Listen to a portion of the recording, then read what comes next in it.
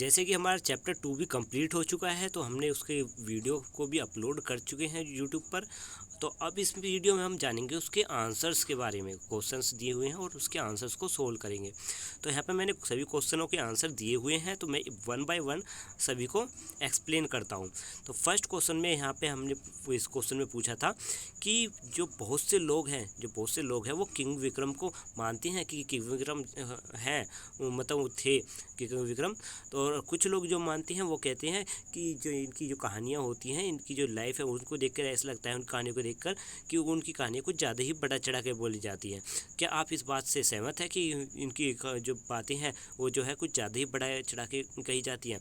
तो मैंने यहाँ पे क्या लिखा है, I think it is true, मतलब मेरा मानना है कि ये क्वेश्चन भी उन्होंने सच कहा है। क्योंकि यहाँ पे क्या दिखाया जा रहा है कि जो भी हम जो स्टोरीज़ एक जनरेशन से दूसरी जनरेशन में जाती हैं, उनमें बहुत से चेंजेस आ जाते हैं और बहुत सा सच जो है वो छिप जाता है, बहुत सा सच जो है हमारे पास नहीं आ पाता और स्टोरीज़ बहुत सारी चेंज हो जाती हैं। तो इसलिए हम सहमत नहीं है कि पूरी स्टोरी सही हो, उसमें से कुछ पार्ट सही हो सकता है और कुछ नहीं।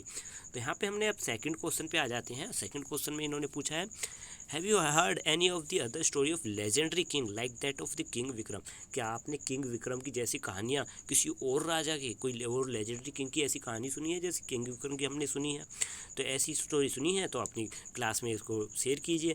तो यहाँ पे मैंने 3 स्टोरीज़ लिखी हैं, ठीक है, यहाँ पे तीनों स्टोरीज़ लिखी हैं और आप इनको पढ़ सकते हैं। ये भी एक तरीके से जैसे लेजेंडरी किंग थे विक्रम, वैसी ही इनकी कहानियाँ हैं, ठीक है। अगर आपको ये नहीं है, अगर आपके पास और कोई कहानी है तो वो आप उन्हें लिख सकते हो। तो यहाँ पे नेक्स्ट क्वेश्चन में आ गए हम डिस्कस आंसर में, डी पार्ट पर, जिसमें फर्स्ट क्वेश्चन पूछा है, do you think legendary and folktale help us in any way? क्या आपको लगता है जो ये लेजेंडरी और ये फोकटेल्स जो होती हैं, ये कहानियाँ, क्या ये हमारे लिए कुछ महत्वपूर्ण है, क्या हमारे लिए कोई इंपॉर्टेंस रखती हैं? तो यहाँ पे मैंने आंसर लिखा है, legends and folktale play a vital role in our growth and development. ये हमारी जो लेजेंड्स की और फोकटेल्स की जो स्टोरीज़ होती हैं, ये हमारे ग्रोथ के लिए और हमारे डेवलपमेंट के लिए बहुत ज़्यादा इम्पोर्टेंट है। क्यों? क्योंकि ये जो चिल्ड्रंस जो अपने बड़ों से इन कहानियों को सुनते हैं, लेजेंड्स की कहानी, राजाओं की और बड़ी बड़ी जो कहानियाँ होती हैं, ठीक है, इन्हें कहानियों को सुनकर क्या फ़ायदा होता है, ये कहानियाँ जो है उन बच्चों की पर्सनैलिटी को बढ़ाती है, पर्सनैलिटी को बनाती है और उन्हें मोटिवेट करती है, उनका माइंड जो है वो डेवलप करने में मदद करती है, उन्हें अच्छी अच्छी बातें सीखने को मिलती हैं इन स्टोरीज से, ठीक है। तो यहाँ पे अब ये क्वेश्चन भी कंप्लीट हो चुका है। क्वेश्चन नंबर आती हैं सेकंड पर। क्वेश्चन नंबर सेकंड में पूछा है, what do you think every culture has its own hero story?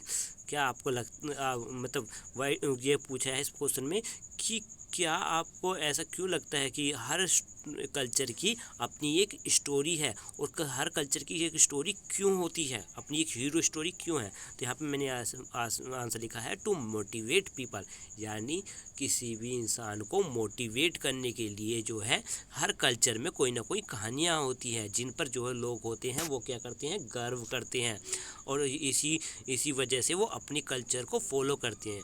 इसलिए क्या होती है, हर कल्चर में कोई ना कोई स्टोरी होती है जो उन्हें मोटिवेट करती है और अपने कल्चर के लिए उन्हें क्या होता है, गर्व महसूस होता है कि वो इस कल्चर में है, ठीक है। तो मैंने हम यहाँ पे चैप्टर कंप्लीट कर दिया है और इसके अगर आपको वो चैप्टर समझना है तो उसका लिंक भी मैं डिस्क्रिप्शन में दे दूँगा और ठीक है, और थैंक यू।